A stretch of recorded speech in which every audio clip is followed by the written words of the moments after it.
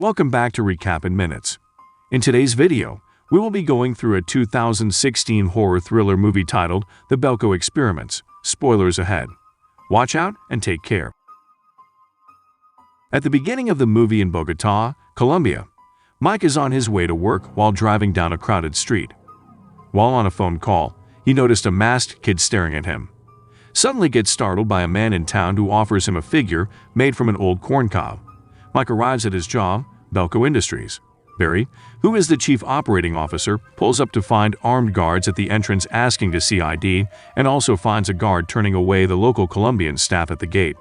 As he enters the building, other Belko employees who have been working there for over a year begins to start the work for the day. Then it's shown, several camera is used to monitor every worker from the building. Mike goes to his girlfriend, Lindra, who is in the process of getting divorced, and present her the old corncob figure he bought earlier. Lindra is constantly harassed by Wendell, who doesn't get she's not interested, and both start to make out until Barry interrupts.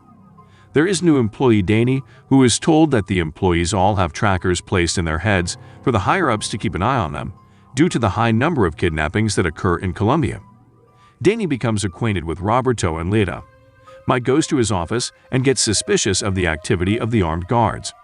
He calls Evans, Belko's head security guard, who also does not know who the new security guards are. Not too long after all employees are in, a mysterious voice speaks over the intercom, telling the employees that within 8 hours, most of them will be dead.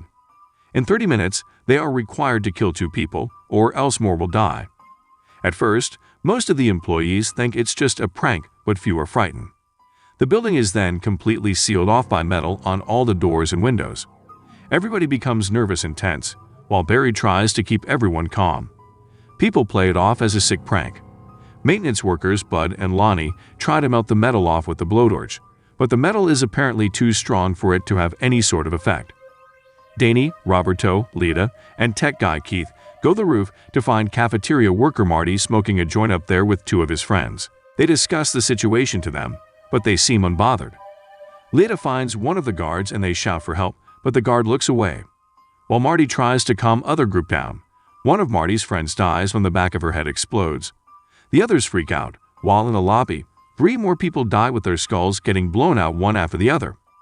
The other employees panic, thinking someone is shooting at them.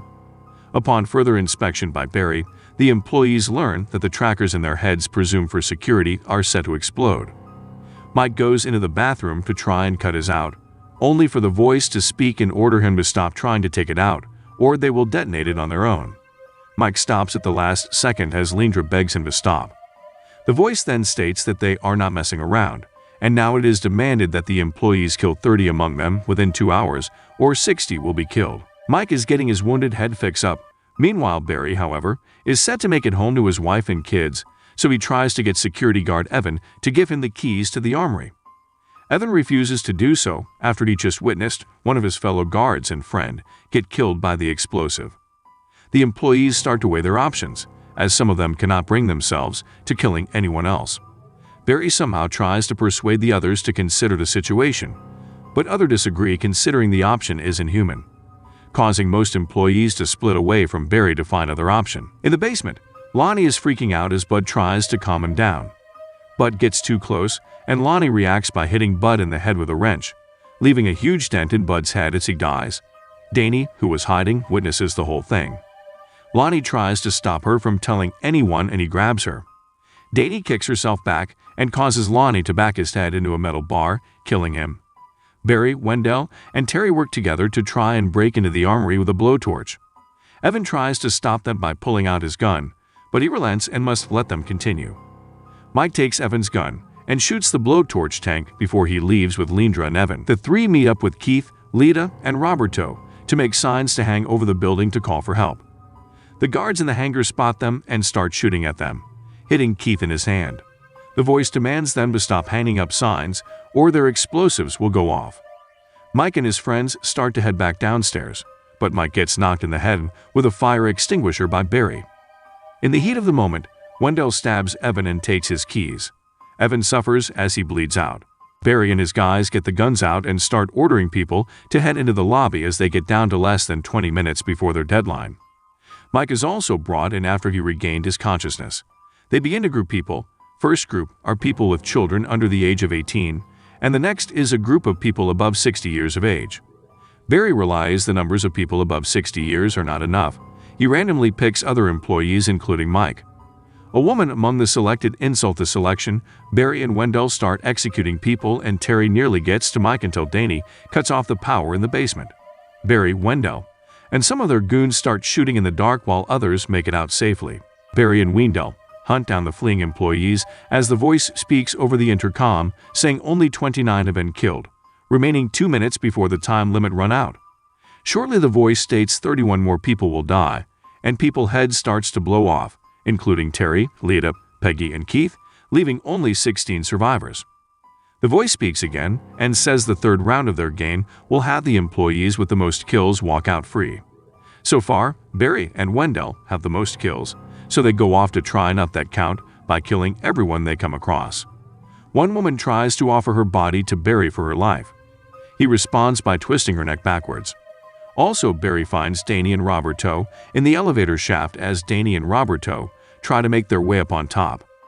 Danny gets off the top, but Roberto gets crushed by the elevator, leaving Barry stuck. Danny climbs to the other side to get out. Leandra finds Marty and his friend Chet in the cafeteria where numerous bodies are laid out.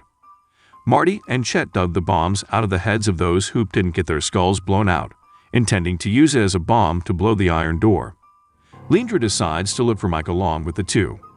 Wendell shows up and Leandra shoots at him, but unfortunately in his hand. Then Wendell starts shooting. Leandra hides behind a table with Marty and Chet, but those two get shot dead by Wendell. Leandra makes her way over to Wendell and starts swinging an axe down into his face. Mike and Leandra find each other and evade one employee who is flinging Molotov cocktails. Barry finds his way out of the elevator, wielding his gun, and shoots Danny in the head as she comes out of the elevator. The Molotov guy gets shot too. Unfortunately, so does Leandra. She dies next to Mike before he steps out in a rage and goes after Barry. The two fight until Mike grabs hold of a tape dispenser and starts bashing Barry's head in. Mike is then the sole survivor. The guards come in and pull him out.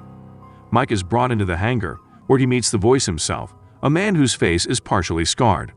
He tells Mike that the experiment was to observe human behavior in this type of experiment. Mike then reveals that he took the bombs that Marty dug out and slipped them onto the guards and the voice. He runs to the control panel and sets them off, then grabs a gun to shoot two other goons.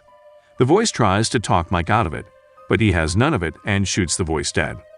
Mike walks out of the building.